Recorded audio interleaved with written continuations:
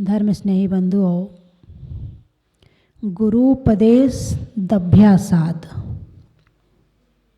गुरु के उपदेश से अभ्यास। कल गुरु पर चर्चा हुई थी, आज उपदेश पर करेंगे कि उपदेश आखिर है क्या। उपदेश भगवान का नाम नहीं लिया, भगवान का उपदेश नहीं। किसका उपदेश? गुरु का उपदेश। अरिहंत भगवान भी उपदेश देते हैं, लेकिन अरिहंत भगवान अब भगवान की श्रेणी में आ गए हैं और उनको भी परम गुरु कहा गया है। क्या कहा गया है? परम गुरु। बात क्या कही, महत्व इस बात का नहीं, बात किसने कही, महत्व इस बात का है। जो बात गुरु कहते हैं वही बात एक सामान्य प्राणी बोले तो मानने वाले नहीं हैं। घर में माँ अपने बच्चों से कहती है ऐसा मत कर, ऐसा मत कर, ऐसा मत कर, कहती है ना। बच्चा मानता है? नहीं मानता है। और वही बात गुरु कह दें तो नहीं, गुरु ने कहा है, मानना ज़रूर है। तो उपदेश किसका होता है? जिन्होंने अपने जीवन में आचरण में उतार लिया है, उसका उपदेश होता है। और बात किसने कही? उन्होंने कही है जो तपस्वी हैं, ज्ञानी हैं, जीवन के अनुभव को जान चुके हैं, आत्मा परमात्मा का ज्ञान कर चुके हैं। उनकी बात बड़ी है, इसीलिए कहा है गुरु उपदेश। उपदेश क्या है? उपदेश एक ऊर्जा है, एक शक्ति है, एक एनर्जी है। अभी जब लॉकडाउन नहीं था, उस समय जब यात्री आ रहे थे तो एक बहू आई, उसने अपना अनुभव सुनाया। बोले माता जी, एक दिन मैंने उपवास किया, दोपहर का समय था, मुझे बहुत कमज़ोरी लग रही थी, बहुत इतनी कि मेरे से बैठा नहीं जा रहा था। तो मैं जाके कमरे में लेट गई। फिर मेरे मन में आया कि मैं आपके प्रवचन सुनूं। फिर मैंने वो प्रवचन सुने और जैसे जैसे प्रवचन सुनती जा रही हूँ, ऐसा लग रहा है जैसे शरीर में ताकत आती जा रही है। और जैसे ही प्रवचन ख़त्म हुआ, मैं उठी बिस्तर से और जाके अपना काम करना फिर शुरू कर दिया। ऐसा लगा ही नहीं कि मेरा उपवास था। यानी कि प्रवचन उपदेश वो काम करता है जो भोजन काम करता है।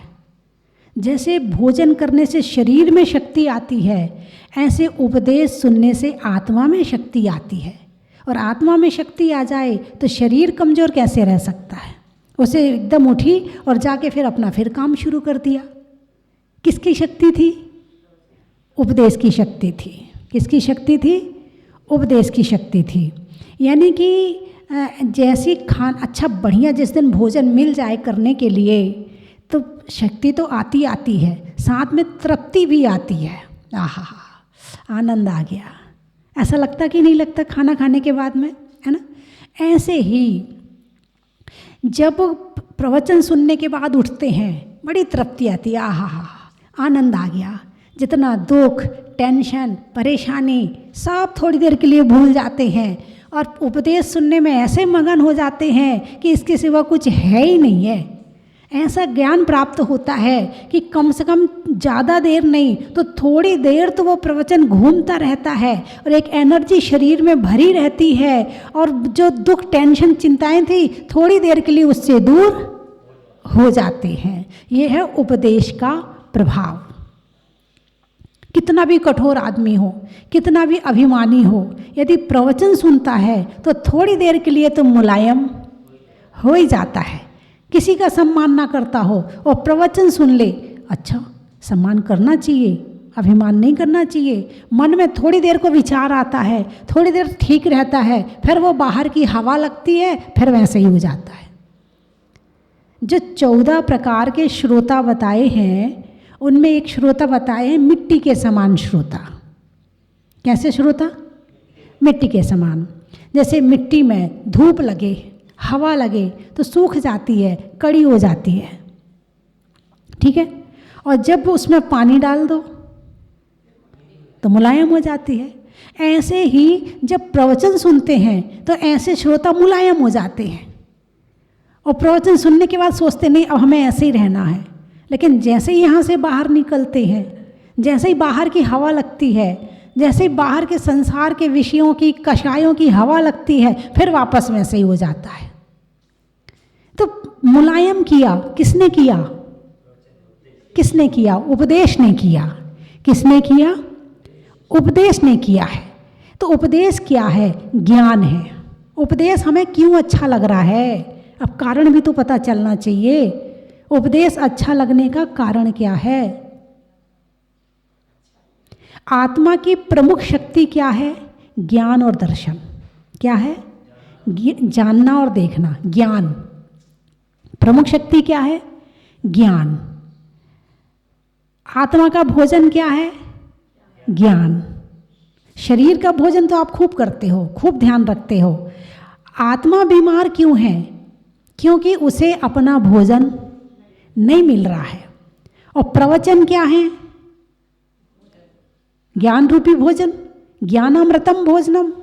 ज्ञान रूपी अमृत का जो पान कर लेता है उसकी आत्मा स्वस्थ हो जाती है, वहाँ टेंशन नहीं रहती, परेशानी नहीं रहती। तो ज्ञान करने के बाद, ज्ञान क्यों अच्छा लग रहा है? क्योंकि हमारी आत्मा का स्वभाव ज्ञान है। सुख कहाँ है? ज्ञान में है। जब ज्ञान आता है तो सुख आता है, ज्ञान आता है तो सुख आता है, ज्ञान आता है तो क्रोध जाता है, ज्ञान आता है तो अभिमान मान मायाचारी जाती है, जाती है ना। यानी दुख देने वाला कौन है? कषाय। सुख देने वाला कौन है? ज्ञान। और जब ज्ञान मिलता है तो बड़ा आनंदमयी मन हो जाता है। ये किसका प्रभाव है? उपदेश का। किसका प्रभाव है? उपदेश का। तो आत्मा की प्रमुख शक्ति ज्ञान है। अब प्राप्त क्या करना चाहते हो? संसार की वस्तुएं या ज्ञान? नहीं, यहाँ से उठने के बाद तो फिर वो वस्तुएं होंगी। अभी है जो चाहिए फटाफट वो क्या करो, ऑनलाइन में क्या करते? ऑर्डर। ऑनलाइन ऑर्डर करो। हाँ, और ना आए फिर देखो कैसा गुस्सा आता है, ना मिले तो कितना गुस्सा आता है। अब ये ज्ञान यहाँ तो काम आया, लेकिन ये बाहर जाके काम आए तो बड़ी बात है। वहाँ फिर इस शक्ति का प्रयोग आपने किया, वहाँ पीछे आके बैठ जाओ, दरवाज़ा खोल के पीछे बैठ जाओ। तो ज्ञान आत्मा का स्वभाव है और अज्ञान आत्मा के लिए विभाव है, ठीक है। गिफ्ट मिलने में खुशी किसको होती है? गिफ्ट मिलने में खुशी किसको होती है? खुशी हाँ हो तो रही है आत्मा ही को, हो तो रही आत्मा को, लेकिन स्थिति क्या है उस समय? उस समय स्थिति उस वस्तु से राग, उस वस्तु के प्रति मोह, ज्ञान अज्ञान बन गया। बहिरात्मा किसे कहते हैं? बहिरात्मा किसे कहते हैं? जो जिसका प्रेम, जिसका जुड़ाव बाहर की तरफ हो वो बहिरात्मा, जिसका जुड़ाव आत्मा से हो वो अंतरात्मा, और जो इन दोनों से ऊपर उठ के हमेशा के लिए आत्मा में लीन हो गए हों वो परमात्मा। तो गिफ्ट मिलने में खुशी किसको होती है? जो बाहर की वस्तुओं से प्रेम करता है, और जिसे प्रेम ना हो उसे आप हीरे का हार भी दे दो कोई फर्क नहीं पड़ेगा, ठीक है। उसे अपनी आत्मा से प्रेम है। जिसने ज्ञान की कीमत समझी है वो आत्मा की कीमत करता है, और जिसने बाहर के वस्तुओं से प्रेम किया है वो अज्ञानी होकर बाहर की वस्तुओं को संभालता है।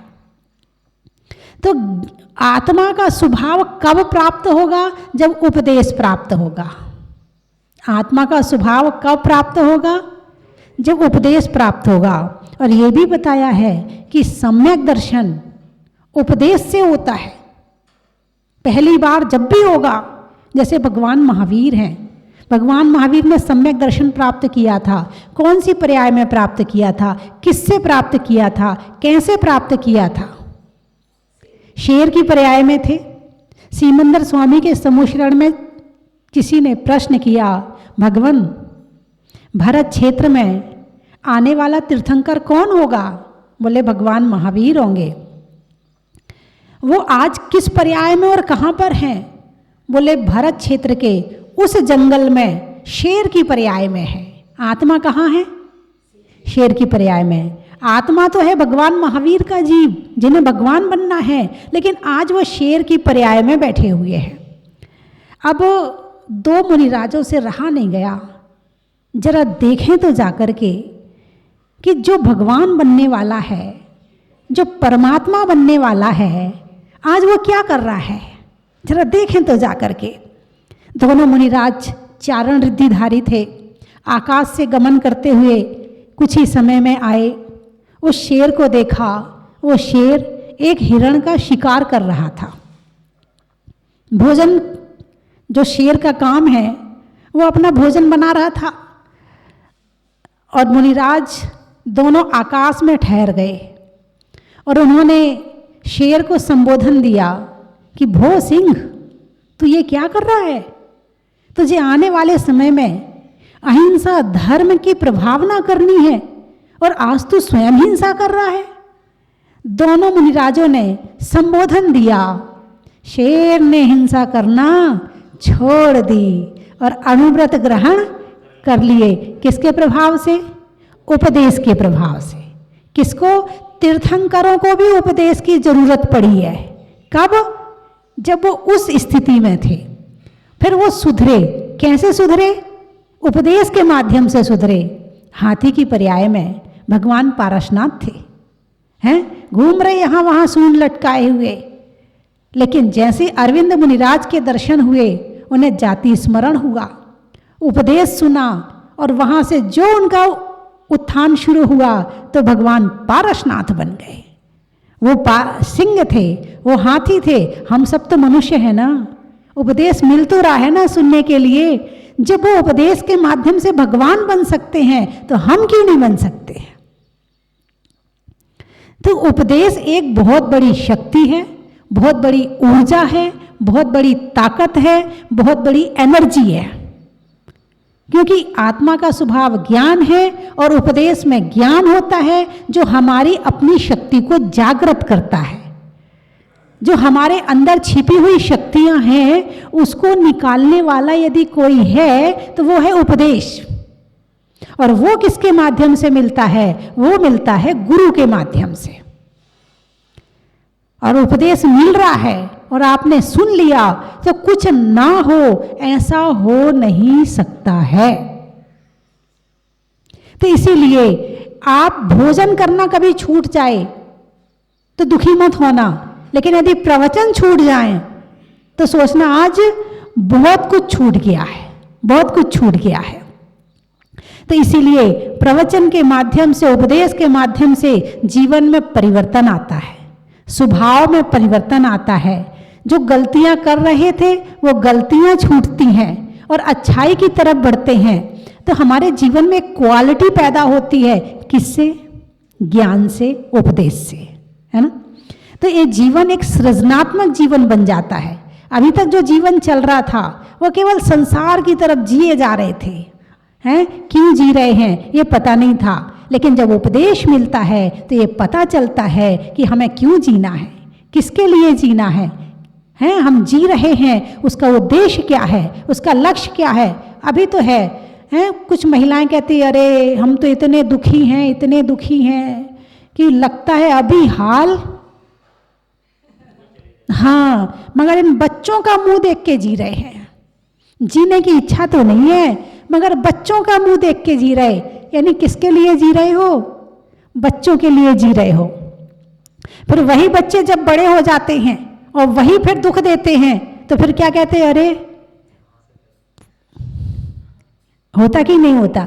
यानी आपने यदि जीवन जीने का लक्ष्य बाहर वाले को बनाया है कभी भी धोखा मिल सकता है, लेकिन जीवन जीने का लक्ष्य आत्म कल्याण बनाया है अपनी आत्मा का उत्थान बनाया है, आत्मा के सुख का बनाया है, अपने आप को अच्छा बनाने का बनाया है, तो हमारे अंदर एक क्वालिटी पैदा होगी, एक सृजन होगा जीवन का। इंसान सारी दुनिया में सब कुछ सृजन करता है, लेकिन अपने जीवन का सृजन कैसे करना है, अपने जीवन को किस ढंग से जीना है, वो नहीं पता उसे। उसे ये पता है कि रसोई किस ढंग से जमानी है, उसे ये पता है कि ड्राइंग रूम में कहाँ कहाँ क्या क्या चीज़ रखनी है, उसे ये पता है कि बेडरूम में क्या क्या होना चाहिए, उसे ये पता है कि बच्चों के कमरे में क्या क्या करना है, उसे ये पता है मुझे अपनी दुकान किस ढंग से चलानी है और किस ढंग से रखनी है, किस ढंग से ग्राहक को चलाना है, मगर उसे ये नहीं पता है कि अपना जीवन किस ढंग से जीना है। हमने दुनिया के सारे ढंग सीख लिए, मगर जहां सबसे ज्यादा जरूरत थी उस ढंग को भूल गए। और उसमें आता है मन, वचन और काया। कैसे इन तीनों को व्यवस्थित करना है, कितना बोलना है, कहाँ बोलना है, क्या बोलना है, कितना सोचना है, किसकी सुननी है, किसकी नहीं सुननी है, कहाँ जाना है, कहाँ नहीं जाना है, इन सारी बातों का ज्ञान होना जरूरी है। और जीवन में एक सृजनात्मक शक्ति होनी चाहिए, कोई ना कोई सृजन करना चाहिए जीवन में। अभी मैं इस समय आपको कविता बनाना सिखा रही हूँ, कुछ लोग सुन लेते होंगे और बस बात खत्म हो गई। नहीं, खुशी होती है, तुम 2 लाइन लिखोगी, उल्टे सीधे लिखो, मगर खुशी होती मैंने कुछ लिखा है। अपने हाथ से जो काम किया जाता है उसमें आनंद ही कुछ और आता है। जैसे पहले के समय में महिलाएं जो अपने बच्चों को जो स्वेटर पहनाती थी वो अपने हाथ से बनाती थी, तो जब तक बच्चा पहना रहता था, जब तक माँ को दिखता रहता था, अंदर में एक खुशी रहती थी, मैंने बनाई है, मेरे हाथ की बनी है ये स्वेटर है, ऐसी डिज़ाइन डालूंगी, अगली बनाऊंगी तो ऐसी डिज़ाइन डालूंगी, ये करूंगी वो करूंगी, खुशी मिलती है। पहले के समय में महिलाएं क्रोशिया चलाती थी, हैं, क्रोशिया चला के उसके फूल बनाती थी और साड़ी में लगाती थी, वो साड़ी पहन के बड़ी खुशी होती थी नहीं होती थी, हैं, और वो शटल चलाती थी, शटल के फूल बनाती थी, उसमें बड़ी खुशी होती थी। सृजनात्मक कुछ काम करो जिसमें कुछ खुशी मिले। इसी तरह से पहले के समय में चादर जो बिछाए जाते थे, बाजार से नहीं खरीदते, तो बाजार से थे, लेकिन प्लेन खरीदते थे और उसमें फिर अपना कोई ये स्टिच कर रहा है, कोई वो स्टिच, कोई कश्मीरी कर रहा है, कोई वो कर रहा है, और बढ़िया कढ़ाई करते थे। तो दुनिया भर की बातें करने की फुर्सत नहीं मिलती थी, दुनिया भर की निंदा बुराई करने की फुर्सत नहीं मिलती थी, और वो वस्तु देख के अच्छा लगता था, मेरे हाथ की बनी हुई, सृजनात्मक। अब सब खत्म, अब तो सब कुछ, बच्चे कपड़े पहनते हैं रेडीमेड, स्वेटर रेडीमेड, चादर रेडीमेड। अरे कौन बनाए? कुछ महिलाएं तो ऐसी होती, अरे कौन माथा पच्ची करे, ओ हो, जिसने सृजन को माथा पच्ची मान लिया है वो अपने जीवन में कुछ नहीं कर सकता, वो केवल मोबाइल का कीड़ा बना रहेगा और लगा रहेगा मोबाइल में। अरे तुम्हें ऐसे समय में मोबाइल का और अच्छा यूज हो सकता है। आप यदि चद्दर की कढ़ाई कर रही हैं तो मोबाइल में प्रवचन लगा के बैठ जाओ, चद्दर काटती रहो और प्रवचन सुनती रहो, 2 काम एक साथ हो जाएंगे। इधर आप प्रवचन सुन रहे हैं तो आत्मा प्रसन्न हो रही है, और जिस समय आप उसको बना रहे हैं उसको देखोगे तो मन प्रसन्न हो जाएगा। भोजन बनाना भी एक काम है, वैसे देखा जाए भोजन बनाना एक काम है। रोज का, चल कल ये बनाया था आज ये बना लेते हैं, अरे खा लो ना, काय को नखरे बताते हो, हैं, यूं कर करके भोजन बना रहे हो, अरे क्यों परेशान करते हो, जो मिलता है तो खा लिया करो चुपचाप। एक तो हो गया भोजन बनाना काम है, और एक भोजन बनाना कला है।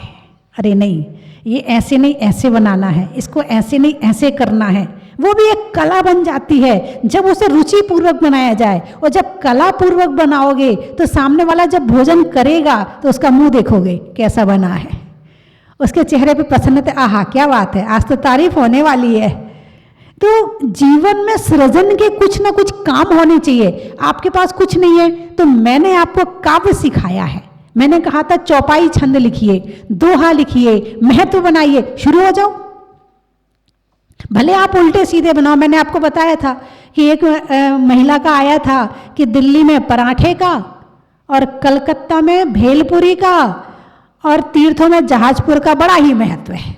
कहीं का ईंट कहीं का रोड़ा, लेकिन बनाया तो उसने, कोशिश तो करी, उसने पेन तो उठाया, उसने लिखा तो सही कम से कम। ये तो नहीं कि उसने लिखा नहीं है, उसने मेरी बात तो मानी कम से कम। मैंने कहा चौपाई बनाइए। अभी 2 भाई बहन ने मिलकर एक चालीसा तैयार किया है चालीसा। हालांकि उन्होंने पहले तैयार कर लिया था, लेकिन अच्छा लगा। कुछ लाइनें उन्होंने मेरे चालीसा से निकाल ली और कुछ लाइनें उन्होंने उल्टी सीधी अपनी बना ली। बनाई तो सही, जैसा भी बनाया तो सही। शुरुआत में कोई भी बच्चा एक साथ यूं चलना नहीं सीख जाता जैसे आप चल रहे हो। कोई भी बच्चा कम से कम 2 महीने तो लड़खड़ा के चलता है, गिरता है, पड़ता है, उठता है, बैठता है, पकड़ता है, सहारा लेता है, तब पाँव में ताकत आती है और फिर चलना शुरू करता है। ऐसे ही आप एक दिन में सारा अच्छा नहीं बना लोगे, लेकिन अभ्यास छोड़ना मत। गुरुपदेश दभ्यासात, अभ्यास करते रहो।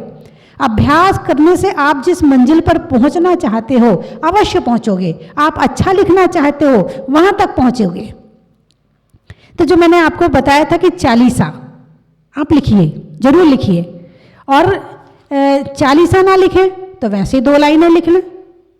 एक बार में आप चालीसा नहीं बना सकते। जिसने कभी कुछ नहीं लिखा हो वो चालीसा बना ले, संभव ही नहीं है। तो आप 2 लाइनें बनाइए। किसके ऊपर बनाए? भगवान महावीर के ऊपर बना लीजिए। चालीसा की तर्ज कई है। आपने रविंद्र जैन की एक तर्ज सुनी होगी, जय महावीर बोलो, जय जय महावीर,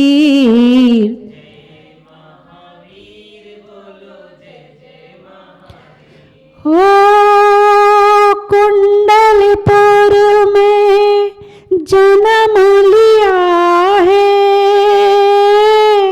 मातृशिला को धन्य किया है। जय महावीर बोलो, जय जय महावीर, जय महावीर। अच्छा लगा कि नहीं लगा?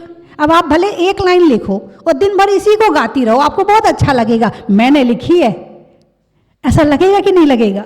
हैं? ऐसे दोहा बनाओ, दोहा लिखो आप। तो जो जिनके अंदर सृजनात्मक शक्ति होती है और यह जो शुरुआत कर लेता है, उसके अंदर निंदा बुराई की आदत कम हो जाती है, अड़ोस पड़ोस में बैठने की आदत कम हो जाती है, आपस में फालतू बात करने की आदत कम हो जाती है। जब आदत फालतू बात नहीं करोगे तो लड़ाइयाँ भी नहीं होंगी, और जब लड़ाइयाँ नहीं होंगी तो मन वैसे ही शांत रहेगा, और जब लड़ाई नहीं होगी तो सुख रहेगा आपके पास। भले आप दिन में 8 घंटा काम करते हैं, लेकिन 16 घंटा तो मिले ना।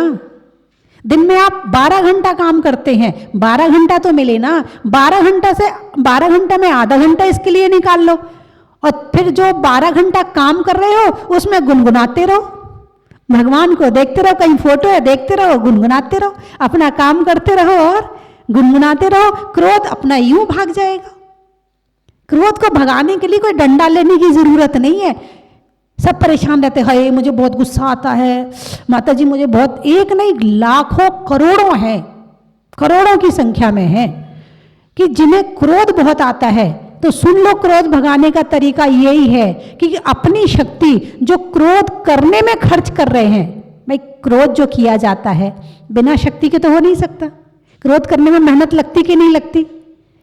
बहुत मेहनत लगती है। जितनी प्रेम करने में नहीं लगती है, उससे 10 गुनी शक्ति क्रोध करने में लगती है। तो जो 10 गुनी शक्ति क्रोध करने में लग रही है, उसे आप लिखने में लगा दो। आपको टेंशन हो रही है ना, लिखने बैठ जाओ। कुछ भी करने, फूल बनाना शुरू कर दो, कुछ भी करना शुरू कर दो कॉपी पेन लेके। आप देखोगे कि आपकी जो क्रोध था वो अपने आप भाग गया। क्रोध आता है, ऐसी बात नहीं, सबको आता है, लेकिन उस क्रोध को भगाने का तरीका भी तुम्हें आना चाहिए। दुश्मन आता है, आएगा, उसकी आदत है आने की, लेकिन दुश्मन को भगाया कैसे जाता है इस बात का ज्ञान हमें होना चाहिए। जिसके पास में इस बात का ज्ञान नहीं है, क्रोध भगाने का ज्ञान नहीं है, जिसके पास में टेंशन दूर करने का ज्ञान नहीं है, वो डिप्रेशन में आ जाता है और बहुत परेशान रहता है। तो दोनों पुराने संस्कार बुरे हैं, वो आएंगे, लेकिन उन्हें भगाना कैसे है, ये हमें ज्ञान होना चाहिए। सामने वाला बुरा नहीं है, सामने वाला ठीक है, हमें सुधरना है। और ज्ञान से आचरण और व्यवहार और बुद्धि सब कुछ सुधर जाता है। स्वभाव किससे सुधरेगा? ज्ञान से सुधरेगा, उपदेश से सुधरेगा। तो आज मैंने जो चौपाई बनाने के लिए कहा है, आप सभी लोग चौपाई, दोहा, महत्व तो अभी तक आ रहे हैं। एक चिरायु जैन है, उसने बड़ा अच्छा महत्व भेजा है। संसार में कंचन का, पानी के सिंचन का और माता जी के प्रवचन का।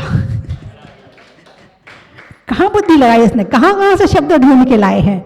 और भी ऐसे एक भीलवाड़ा से भजन आया है, बहुत अच्छा भजन है।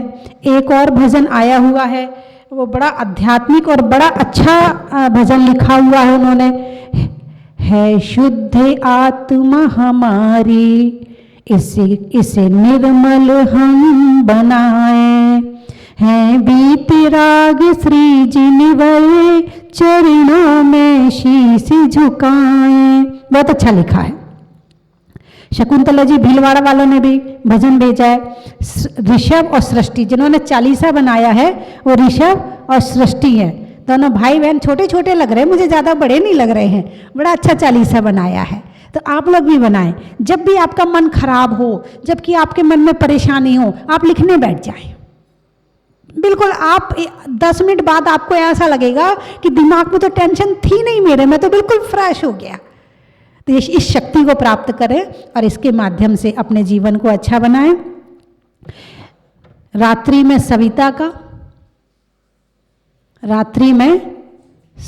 का, नाम में बबीता का और बनाने में कविता का, मिलने में दिशा का, सोने में निशा का और बनाने में चालीसा का, घर में ताई का, बाल कटाने में नाई का और बनाने में चौपाई का, गांव में अमरोहा का और बच्चों के लिए पोहा का और बनाने में दोहा का,